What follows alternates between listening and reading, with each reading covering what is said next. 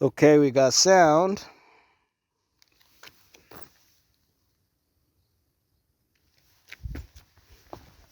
Hey, today I'm gonna show how unfit I am. Who put this here? Who put that there? Who put that crab there? What is it? What is it? Okay. What is Are we that? good? Okay. We're in the middle, yeah? And today I'm nicely close to you. Come party with me. Ah, nigga. Today I'm P. Diddy, nigga. Can you just stop? Hey! What is wrong with you? Did you just swear? No, I didn't. You got white hair. You got a new one. They're not I've four. got 3 on my beard, They're fam. not 4. That's why I said they're not 4. On my beard, there's 4. Yeah, oh yeah. Because there's like, hey, anyway, it's called wisdom. That's what they say. We're back at it again, man. And is the red dot on? I can't see it. Because I wouldn't want to be having all this fun only to realize it's Wangu not. tiripa bridge sha. Make it quick. Asi Police know tukuta. where hapa now. Tara tiri paburiji. Police know where sha takadzingo hapa now. Ziggy zow zow. Zow zow. Ziggy zoom. Dude, the intros. We got a warning that the intros are too long. Okay. And you're Okay, fine. Intros are too long, but I just thought we'd talk about, we got a new currency. And it's called... It's not a topic, it's just a segue. Yeah, but that is I don't want to go into that segue. No, it's... I love my life. No, because the currency is called a zig. It's like a ziggy zaw.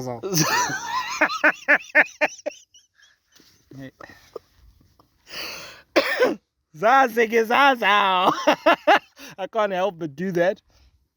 But you know what? I just thought, hey, who came up with that name? Okay, so for those of you that don't know, that zig means Zimbabwean gold. You're starting off the topic. You haven't even... I'm not starting off the top. Don't worry. It's not a topic. I'm just explaining to people. Yeah, but you haven't even started. I haven't started, yes. So This is not one of the topics. It's just one of those conversations that we have in the beginning. You got a white hair, by the way. I apologize. You got a white hair right here. I painted it. How'd you paint a hair? Playing with paint. Just one hair. You painted one hair. So I was playing with paint as well. Oh, sure. Yeah. When half of your face is white. No, but then, dude, just imagine. When you want to buy jiggies. Fam. How many ziggies for the jiggies? I apologize, ladies and gentlemen. I apologize. I don't know what got into I'm not a part of this. How many jiggies? How many ziggies for the jiggies? Okay, it's zig. Not and it's not plural. It's It's not plural. There's no zigs. It's zig. So 2 zig, 10 zig, 15 zig. Do you know how the currency is gonna actually work? It's backed up by reserve. We've got 1.5 tons of gold in reserve bank. That's gonna back up the whole currency. There's 1.3 tons in reserve bank actually, and then there's 1.5 tons in an offshore location. Offshore? I do not know. I'm just saying what I was told. Okay. Meanwhile, Scott has got like 15 tons of gold to himself. Anyway, Is that legit? I know Scott's got a lot of gold, fam. Scott's got a lot of gold. Is it his? That's the question. But anyway, look, you know what? I think we should just accept this positively and just hope it works well, because I think it also depends on how we receive. Yeah, but my bonds are not working anymore. Yeah, your bonds are not working for now. Hey, for like I don't know how long. Since the day before yesterday. They're not working. Yeah, they're not gonna work yesterday. For a good part of the month. They're not gonna be working. Yesterday they're not working. Econet announced that RTGS is off. They're switching off their RTGS. The ZWL side of EcoCash. The USD side is working fine for the currency switch and blah, blah, blah. And the rate is going to be 1 zig is the equivalent of 6 USD cents. That means, yeah. 60 cents. 6 USD So cents. it's a 0.06. 0.06, yes. So One zig. 10 zig is 60 cents. Dude, why? 100 why are they doing zig. this, bro? 100 zig is $6. So how much is $1? $1 is about I don't know. I'll put it up. And it's raining, dude. I don't know how long it's going to rain. Nah, it's just gonna be. Have you seen that over there? No, that's passing us by. That's not coming to us. Let's just hope. Anyway, so yeah, that's the zig. All I know is one quart is going to be about 20 zig. That's a pint. This is a pint. We're talking about double this. Hey, wait. Why are you showing people? Anyway, are you ready to begin? Dude, I can't believe we haven't begun, but okay, yeah. Let's start. Are you ready to begin? Okay. Let's start. The subscribers. What up, everybody? Brian Willis here, no relation to Bruce, and welcome to another episode of Gloves Off ZW. Thank you so much for the subscribers. Do you know at one point we were on 1,234 subscribers? Now we're on what? It was one. No, don't you get it? 1,234. 1, 2, 3, 4. That was like some 2-3 days. That was some 2-3 days ago. I apologize. Now we are on like 1,239. That's good. Thank you to all the new subscribers. Thank you so much. And welcome. Yes. T-shirts are still up for sale, and keep pushing the channel. We really appreciate it. First topic, we're going to be talking about this new. Okay, it's not new, but there's a pandemic. But we've all known about the. I can't say the word. What's the topic? Yeah, you know. What's the topic? How do you put it? Like Takura. Takura's the topic. Oh. Yeah. I can't say it without saying. Takura was doing. Mr. Okay was not okay. I don't know what he was actually doing, but he never disclosed what he was doing. But let me just say, yeah, he was or it couldn't that's not regarded but as. That's what people. No, but it could be. Or it could be. Could be that. So one of those whans. Yeah. Yeah, and dude had an 8-year episode with the habit, and he was recently on Ola 7. Shout out to Ola 7, by the way. Ola, you're good, bro. Ola, you're doing very well. Good, People said all sorts of smack about you leaving. Was it Star FM? Yeah. But you gotta let your wing. You gotta spread your wings. Yeah, you know your worth. Yeah, I mean, you fly away, you little bird. What is wrong with you? What did you take? Oh, I didn't take anything. Okay. I didn't take anything, okay? Yeah. Anyway, shout out to Ola 7. And Takura really went in depth, telling us his story and his battle with drugs. From start to finish, his career and everything. Maybe you want to break it down. No, the interview, I mean, Ola is I think he's a very sound interviewer. He knows where to start from and how to end it. Which he started off from where Takura actually started off his music industry. Okay, not even his music, but him as an individual, where he started off from, his family background, as well as how he got into the music industry, what made him enter into the music industry. Ah, man. This rain is actually getting quite heavy. But anyway, carry on. With the camera's getting wet. Okay, we're going to have to move into the car. Bridge paramba, gentlemen.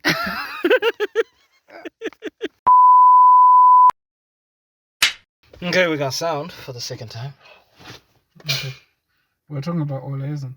You were talking about Ola 7 and his interview with Takura. Yeah. Sorry for that, guys. We had to relocate. It was kind of like raining. Yeah. But after we relocated, it stopped raining. But then we just decided to shoot in here because we didn't want to like go outside and then it starts raining again because it looks like it might start raining again soon. So yeah, you were talking about Ola 7.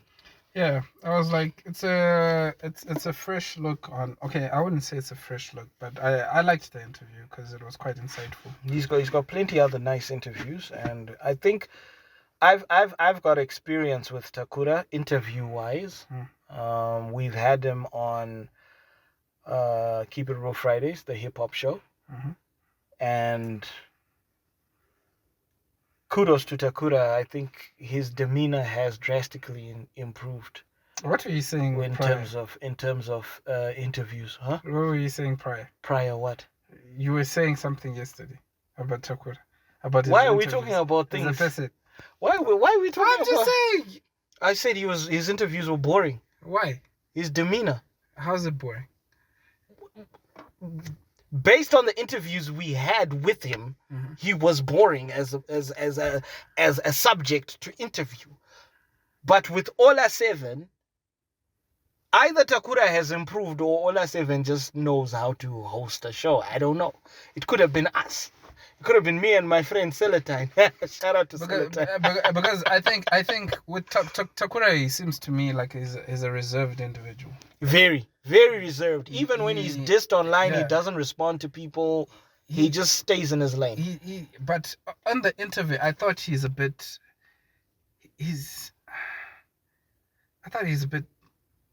timid. Timid? Yeah. Takura? In the sense, don't get me wrong, like he questions his art a lot. He questions. He's a perfectionist. He's like Dr. Dre. Not even a matter of perfectionist. Like he can perfectionalize, if that's a word. But okay, he can reach the pinnacle of whatever he's trying to create. But he will still have some kind of like doubt if it, like what the public perception is gonna be about what he has created. Of which, yes, in every artist's like mind, okay, you want your craft to be loved. You get me? But to him, I think he even says this in the interview that it gets to him a lot, whereby like what's gonna be the acceptance level of the how are people gonna take that I'm creating. You get me? And I think with that coupled, like he didn't say a lot in the interview, like because okay, he said a lot, but I thought he left out a lot of personal things. Obviously, he wants to keep those reserved. Yeah. He should keep those, which is understandable. Which is actually quite shocking for me because Takura, from the way I understand the dude, he likes to keep his personal life personal, which is very shocking that he came out about his addiction. Exactly. It was very shocking for me. Exactly. But at the same time, I think it was a very respectful move because at least people who look up to him can see that this thing is bad and it can be overcome. What I like, and don't even partake actually. What I actually liked about what he said was people normalize it. They normalize that kind of a route. Just because you're an artist, you should do that kind of stuff. And he's saying that I want to be an advocate to say no, there are actually other avenues. There are cleaner ways of actually performing your art without actually partaking in certain things. Which I commend him for that. That interview just goes to show you the amount of pressure that artists are put through. Like there are lots of artists. It's not even just Takura, by the way. This pandemic is like international. Most artists that we know that are on the global stage and stuff like that, they have succumbed to because of the pressures that you, the fans, put them under. Because you guys don't care where the creativity came from. You just want good music. And if they don't give you that good music, you will not hesitate to be savages online. And I'm not going to lie, I'm actually one of those people. If Takura was to ever bring out a whack project, which to be honest I don't think he has. No, he hasn't. I don't think he has. Really good I would be one of those people being like, Takura, you can do better than this. Exactly. Not really knowing where the creativity is coming from, where he was mentally, state of mind, and blah blah blah. I can easily just write on, and just be like, hey, dude, you can do way better than this. Do you know his first album, that 18-track item? Do you know how long it took him to make that? I know. 2 weeks. Which one? Somebody had to do it. No, like making the music itself, like crafting it. Was that the album though? Yeah. Somebody had to do it. No, like lyrically. No, the album name. Somebody had to do it. No, the tracks. Yeah, for that album. Yes. Like for Took him 2 weeks. It took him 2 weeks. He said four tracks were already in the chamber, but the rest it took him 2 weeks. Damn. But you can tell the dude is actually a perfectionist, and he puts himself under a high level of scrutiny from the quality of works he puts out. You can actually tell this dude is meticulous about his craft. He's not in it for play. And I like in the interview how he didn't consider rehab as rehab. He took it as, I went to school to learn about life. Without where? Just to get to know yourself, like, you know, to get in touch with like your inner being, you know, because like most of these kind of you know, detours in life when you're now, you know, you're an addict, is because something is actually lacking. So you want to fill in a hole it's gaping. But that addiction actually just increases the hole. So he's now saying like, look, I went to rehab, not necessarily for rehab, but to learn about life.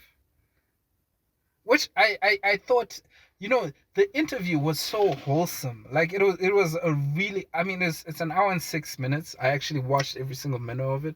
Mm-hmm. It's actually a wholesome whereby you don't see these antics of, you know, trying to say outlandish things just, you know, to catch traction, you know, that kind of stuff. It was actually him being vulnerable to a certain extent. He was being vulnerable. Yeah. I mean, the moment you admit that you succumbed to you're gonna be exposing yourself, which makes you extremely vulnerable. So kudos to him for that. I'm sure a lot of people are gonna look at that interview and be like, okay, so this is the wrong way. Whoever else is under the influence of they'll get a perspective whereby there's like, dude, you're not rewarding yourself. Exactly. Because what does for people that don't know, should I make myself vulnerable in this? I don't know. Hey, should I talk about I'm not going to, but hey. But back in the day, long time ago, I was also exposed to like something similar to nigga, you were experimental in stupid ways, bro. And I can tell you this. It's that false feeling of happiness. That elevated level of dopamine levels, the dopamine hormone, you know, just before you take the and the moment you take it and how it makes you feel, there is a fake happiness that happens with these substances. As a result, you think the only way you can get happiness is through those substances. It's actually very similar to cigarettes.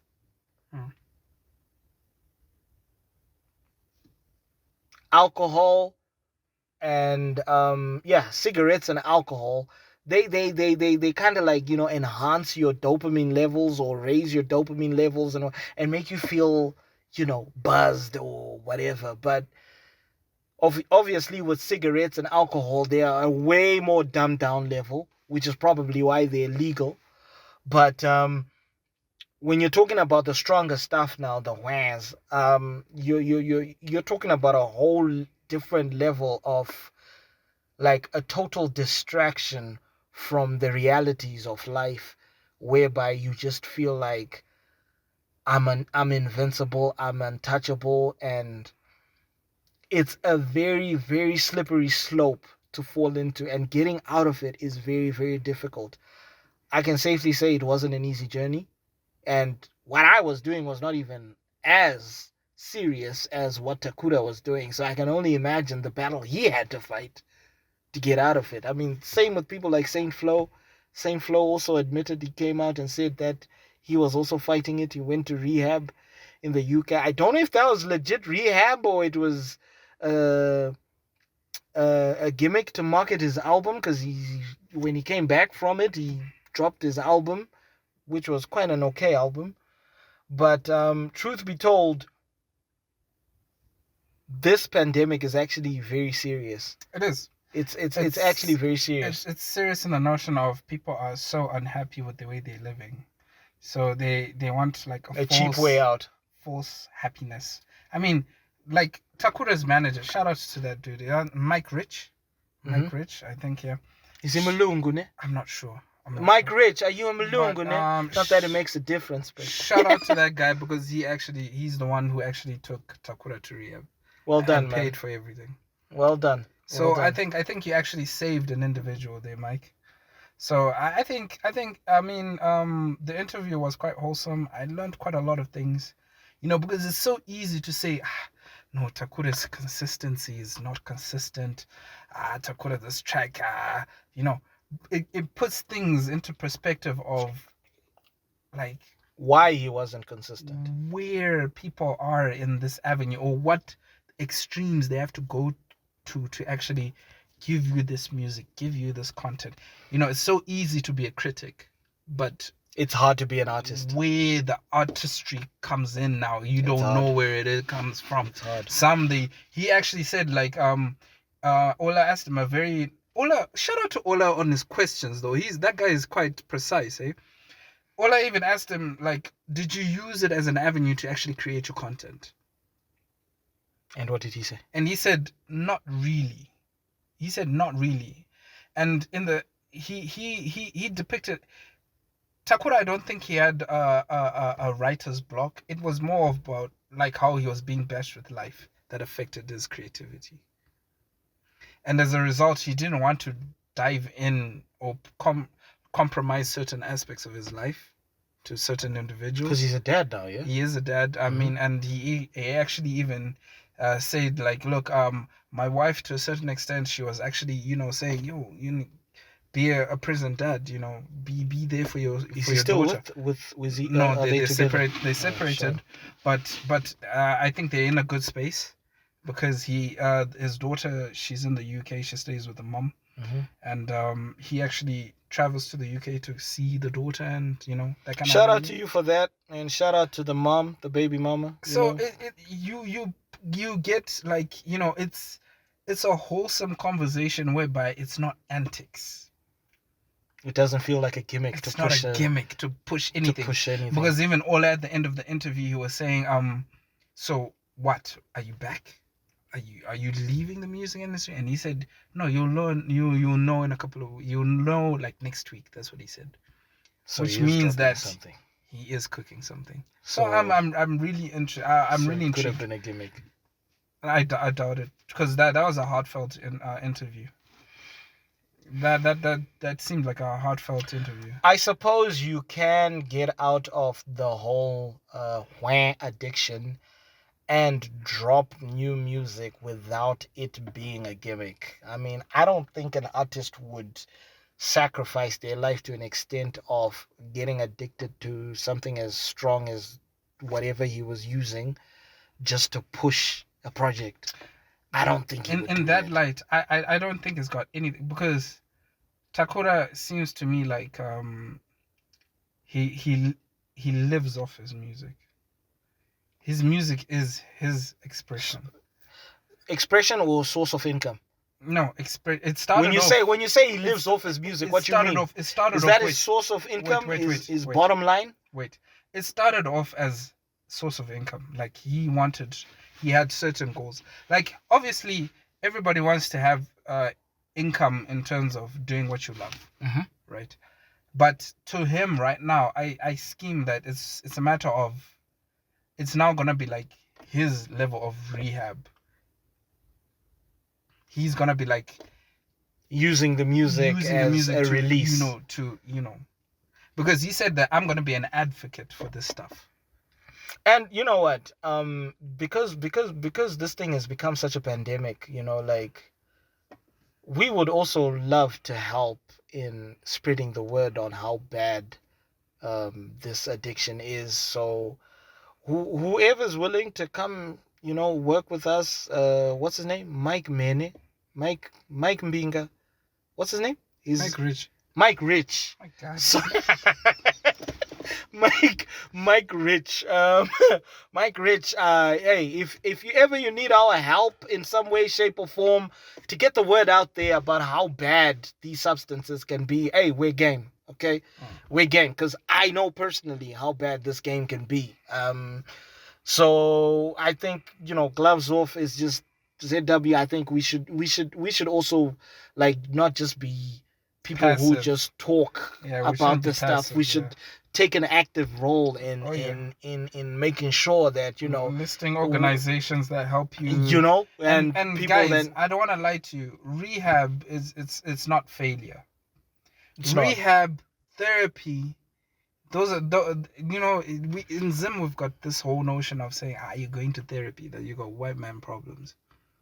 Therapy is for white people. You get it. There are people that are going through things and they don't have answers. It's very important. That's ridiculous.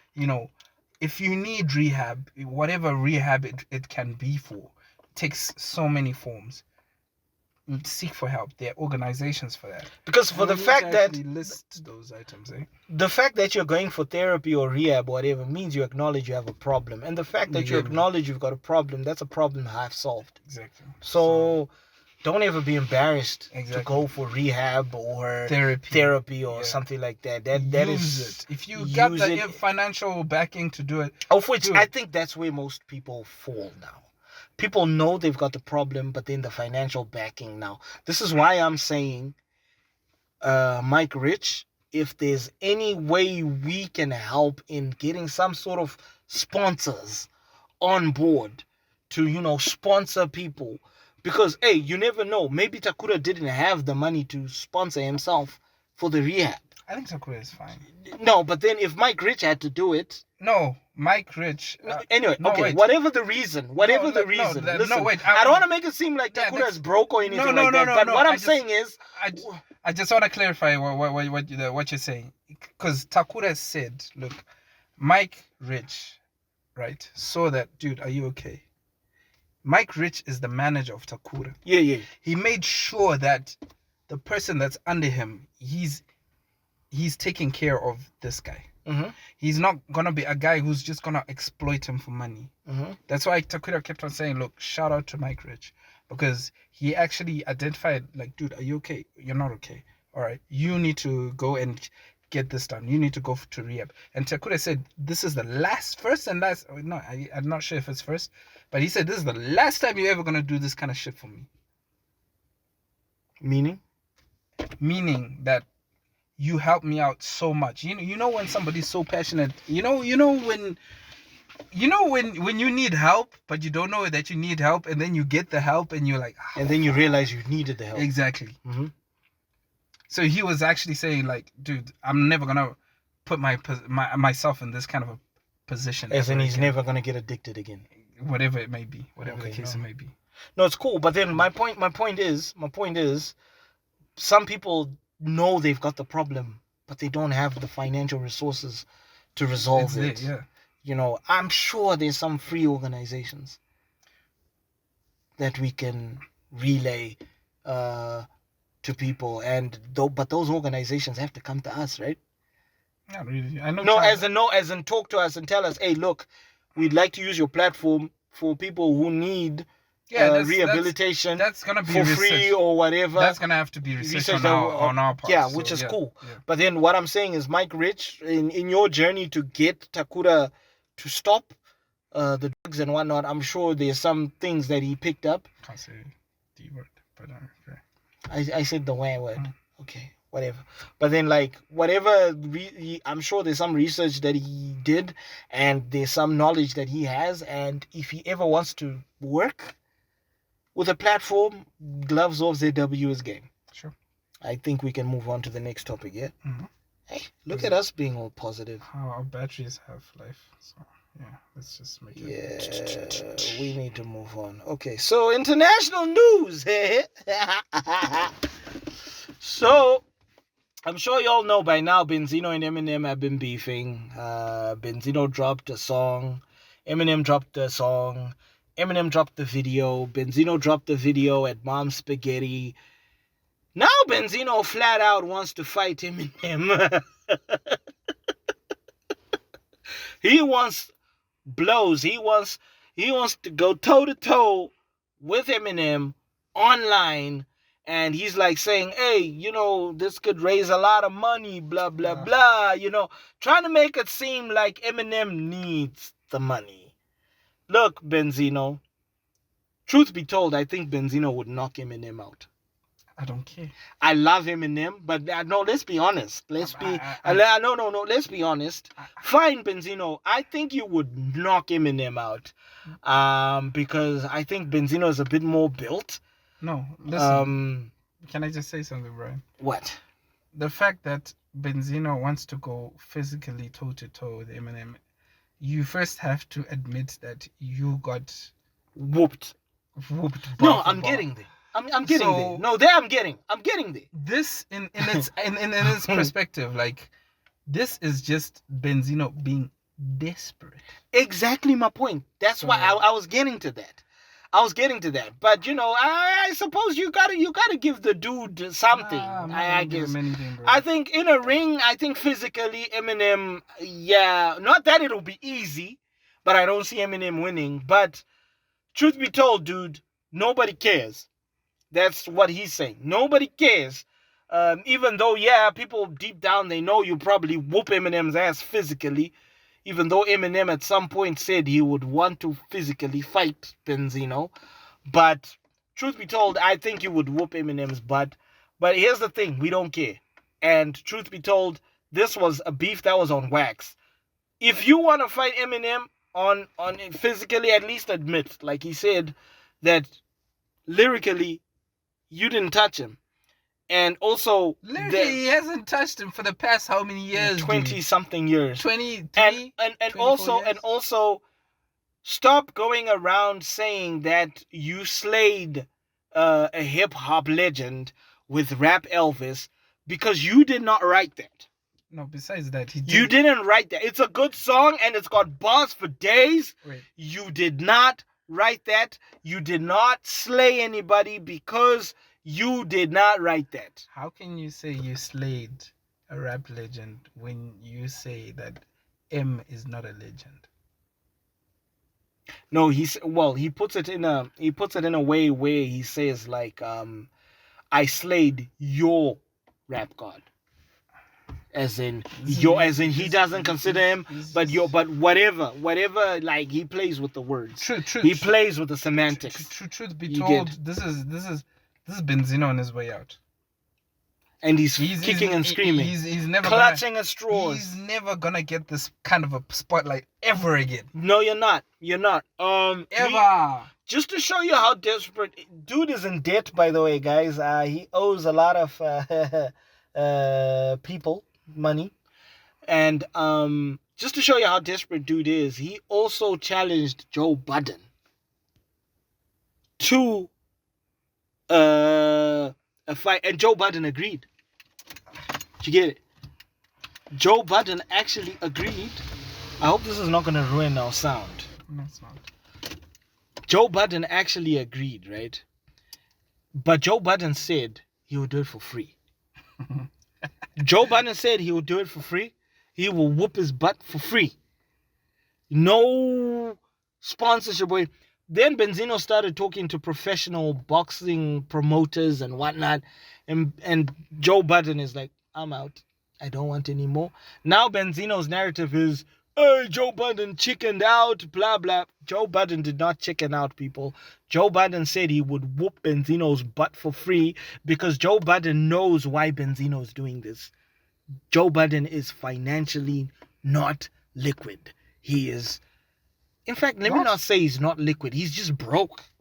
You said Joe Budden. Sorry. Benzino. Benzino is not liquid financially. He's broke. So Joe Budden knows this. And he's like, I'm sick and tired of this guy always yapping. Because Joe Budden is not like Eminem, stays quiet. Eminem will let you wither and, you'll just unalive yourself He can afford while he's quiet because he can afford it. But it's not even because he can afford it. Eminem is not bothered, Whereas Joe Budden is about content. You check. Joe Budden, for him, talking about it provides him with content on his show. So Joe Budden will talk about it, and Joe Budden was like, hey, I will fight Benzino, but for free. Well, I can have it for free though. You can't do that. No, the thing is, Joe Budden doesn't want it to be a sponsored fight because Joe Budden is good, Benzino is not. Joe Budden just wants to whoop Benzino's butt. That's all. That's all it is. Okay, Benzino is looking for money. Where are you gonna put the video? If you're saying... There's no video. That's why he's saying he'll do it for free. That's the thing. It's a pointless match though. That's why I'm saying all Joe Budden wants to do is whoop Benzino's butt. It's stupid. It's not about promotion or anything. It's stupid. Because he knows Benzino's desperate. No, besides that, Benzino is desperate.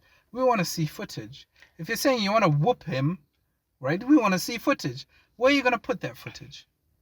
Because wherever we're going to put that footage is going to make money. Anyway, here's hoping Joe Budden changes his mind. Joe Budden is also about antics, bro. That doesn't make sense to it. It doesn't make sense. I get the promoter's aspect of things, but if he's saying I'm gonna whoop him for free, okay. Maybe for free, as in like let's get people to record it or whatever, but no one is getting paid. Maybe, and he'll put it on his podcast or Benzino's podcast. But he benefits. I think he just doesn't want a scenario where Benzino makes money off the fight. He's gonna because he knows that's the reason why Benzino is baiting people. Everybody can see through your plan, by the way, Benzino. Just stop it, Mr. No Neck.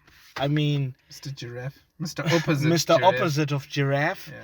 I mean, your career, the window that you have right now in the public's eye is as short as as his neck. Anyway, I think we should move on now. Yeah, the Benzino is done. Yeah, let's move on now. Now, Now, I think this is the main topic.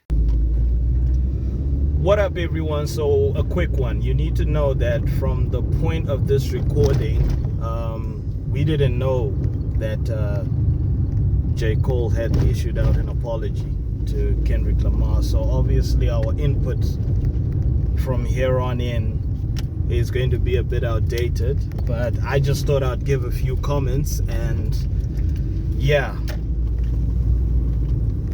JCole has permanently removed himself from the top 3 conversation. And I'm pretty sure a lot of JCole fans agree. I mean, screw all this talk about he's being the bigger man. He knows what he wants. He's blah, blah, mature. If he was all of that, he never would have responded to K. Dot. And he never would have sent any jabs to K. Dot in songs like First Person Shooter, when he says that whole top 3 line. And also I wanted to say some comments on Charlemagne the God, who was, caught saying stuff like people need to respect J. Cole for his decision. No, we don't need to respect him for his decision. It's a choice. If we don't want, we're not going to respect him for it. And also another thing people need to realize is hip-hop is a contact sport. You understand? We expect the beef. Of course, we're not saying we want the beef to escalate to anything ridiculous, but that's part of the entertainment. That's what hip-hop is about. Hip-hop cannot always be about this whole kumbaya nonsense. If J. Cole wants hip-hop to be about this whole kumbaya nonsense, then he should sing about kumbaya nonsense and not talk about him being number 1. Because for you to be number 1, you have to prove that you're number 1. And for you to prove that you're number 1, you have to go at number 1. And J. Cole went at Kendrick Lamar to try and establish himself as the Muhammad Ali of the top 3. And also, Charlemagne is busy flip-flopping out there, changing his opinion. When Kendrick dropped the diss, Charlemagne said JCole needs to respond. And JCole cannot be playing all happy and blah, blah, blah. And JCole went and played all happy and blah, blah, blah. Now Charlemagne is saying we need to respect him for that? I mean, I was leaning towards K. Dot in this whole thing. I just didn't think it would be this much of a victory. Disappointed, man. But anyway, back to the outdated opinions that we shared with Nivek, if I'm not mistaken. Mm-hmm. J. Cole And Kendrick responded to Kendrick Lamar with the song. Well, it was actually a mixtape. It had 12 songs. but I didn't hear the rest of the songs. Yeah, 12 songs.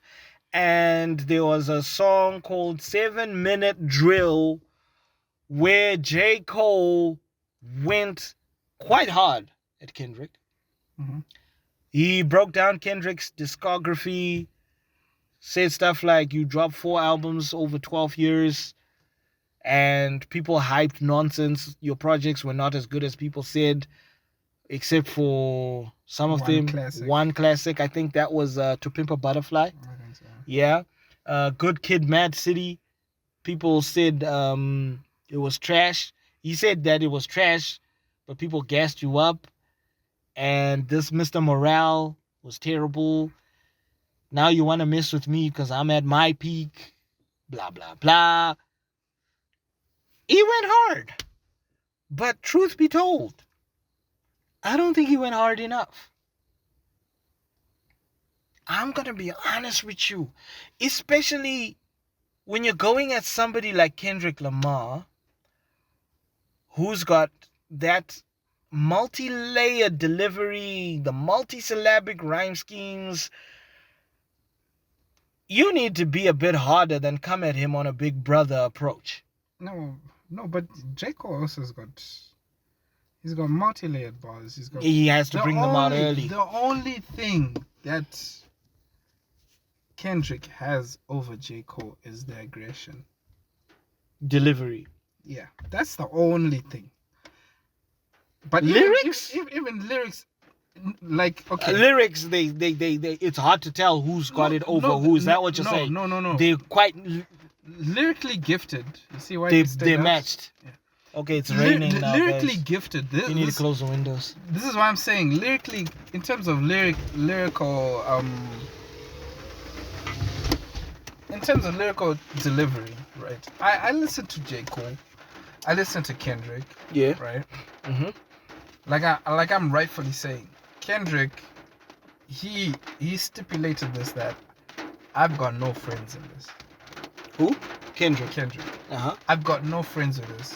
And yet J. Cole keeps on wanting to be like, you're my friend. J. Cole, I think J. Cole is a matter of, I mean, he didn't come from that kind of like aspect of rap, you know, whereas Kendrick embraced it. So he's still saying, like, for me, this was like a warning shot. Like, this is yeah. I think it's still a warning shot. It's a warning shot. So this is like Kendrick saying, look, dude, I want all the smoke, right? So Kendrick went hard to J. Cole. J. Cole said, dude, I'm just gonna throw a couple in, just a couple of, sticky licky bars, but I still don't really want this. So now Kendrick is gonna reply with something freaking outlandish. This is what I'm waiting for. So and then J. Cole. I want to wait and see what J. Cole's Oh, by the way, Kendrick already, I don't know if this is true, but Kendrick is actually dropping a mixtape as well called Ain't Gonna Delete This soon. or something like that. I wanna say, because I know Kendrick really wants this bad. He wants because he's the underdog on this card. Kendrick is the underdog. He's the underdog. How? JCole is on top, bro. How is Kendrick the underdog? JCole's on top. How? Listen, how's JCole on top? JCole is more consistent than Kendrick. Even he said, like, you put in four albums. How many of JCole's albums have outsold? That doesn't matter. It does. No, it doesn't matter. It doesn't matter, because that's just like saying, okay, how many albums has Drake sold over? Who can we say? Both of them. Yeah. Pretty much all of them. Yeah. So. But what? This is what I'm saying. That's why I didn't want Drake involved in this. Kendrick is actually the undercard on this one. Kendrick the underdog? He's the underdog on this card. No! But Kendrick has been battle tested before. Kendrick. JCole has not. JCole has got more to lose than Kendrick. That's what I'm saying. No, but then you can't say Kendrick is the underdog, because when you're saying somebody's an underdog, you're saying that person hasn't been in the scenario before. No, Kendrick has been in that scenario. I'm saying in the position of the industry. Do you consider? Dude, wait. Do you consider as Kendrick more famous than JCole? Yes. No. Yes, I do. No. I actually do. No. Yes, I do. No. More famous, yes. No. But I think JCole probably has more loyal followers. JCole has got more street cred. No, but then street cred and being famous are not the same. Yeah, that's what I'm saying. It's not the same. You can't. Kendrick is JCole. Okay, like what you rightfully said. JCole has got more followers. Loyal. Okay, he's got loyal. more loyal followers. More loyal followers. Why is it? There are more followers of JCole who love JCole and don't really mess with Kendrick than there are followers of Kendrick who love Kendrick but don't follow. Most of the people that like Kendrick also like JCole, but not a lot of people that like JCole like Kendrick. This is why I'm saying, Kuti, the problem with this aspect is Kendrick, he's not consistent in terms of pumping out music. And he even stipulated Kendrick himself. or JCole? Kendrick. Okay, JK dot. Yeah, okay. Kendrick is not... I can't say he's not consistent. He's consistent in spacing out his albums or spacing out his music. Maybe that's so that people miss him. Huh? No. When you've got people... Even Drake said that. Like, you can't be speaking to me on the same level when you're coming me like you release something after 4 years or 5 years. Nah, but you know what? To be honest, I'm so happy Drake is not partaking in this. Speaking of Drake, this meme made me laugh. We got Godzilla, we got King Kong, and then we got some little baby from... Is that Planet of the Apes? No, it's not Planet. That's Godzilla versus... No, Drake. Who was he? That small little monkey. Godzilla versus Kong. Was there a little monkey in that movie? Because that looks like a monkey from Kingdom of the Planet of the... or something like that. Godzilla versus Kong. But yeah, but like I scheme... I want to see the second wave, what it's going to be like. Because yes... In terms of actual delivery, the more I listen to Kendrick's track, the more I fall in love with it. But you're right when you say it's a bit too entry in terms of if he wants to go with K Dot, because K Dot is gonna be... He's gonna hit hard. He's gonna be just a Rottweiler ripping out everything. Yeah, because that old brother nonsense. Kendrick is still... JCole is still on that notion like, yo, I'm just trying to give you a pat on the back. K-Dot doesn't want that. And also, you know what, Ka? Like, when you're gonna be going in a battle, fine, I get it. There are people that you look up to in the rap game. I mean, Cole, you look up to Nas, you look up to Jay-Z. I get it, but don't make it too apparent when you bite their lyrics in a battle. Because that whole, your arms are too short to box with a god, that's from Nas.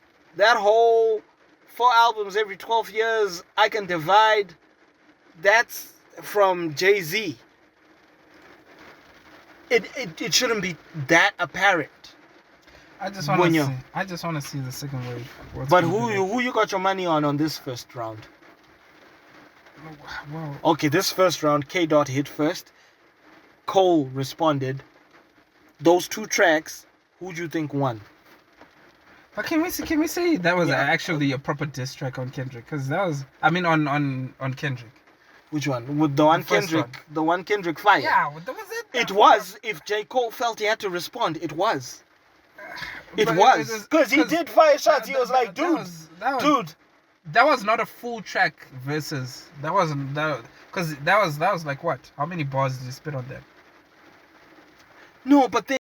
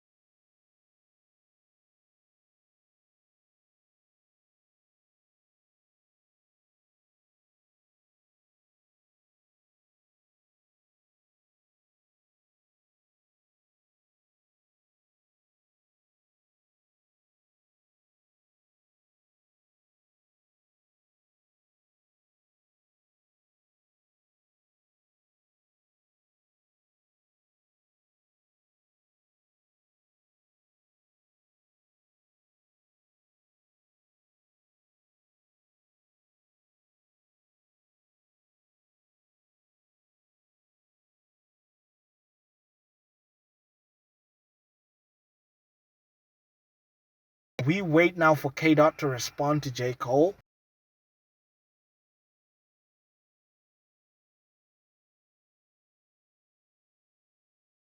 Oh,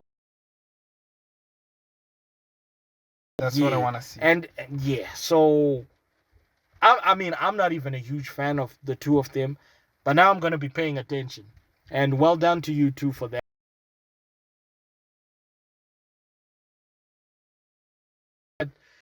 And it has that. And Drake, I don't. But I think he's gonna. He's on tour. You really don't care.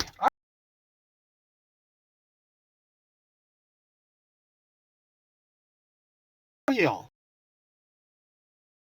Rich.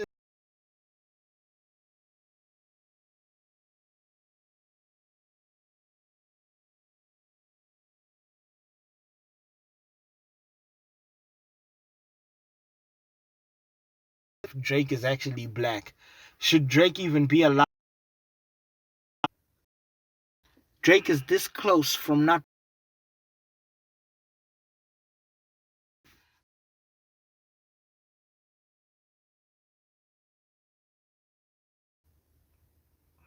I don't know. It's only Drake. That.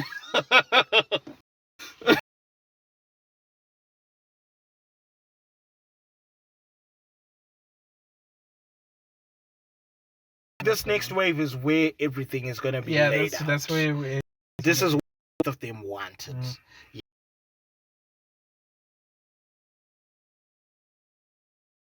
Brother Kumbayano,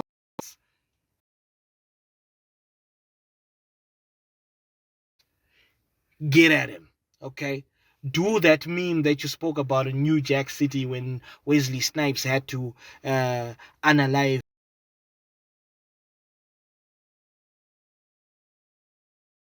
Do that.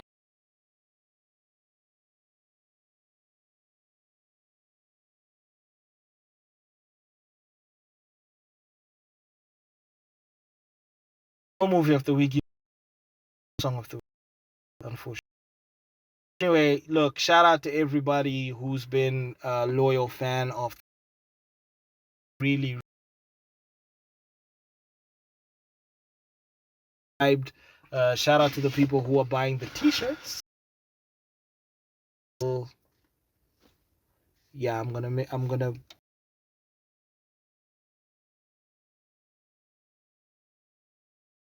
though they don't see you. $15 a pop. Shout out to everybody. We really do appreciate it. Thank you so much for the love and support. All comments welcome.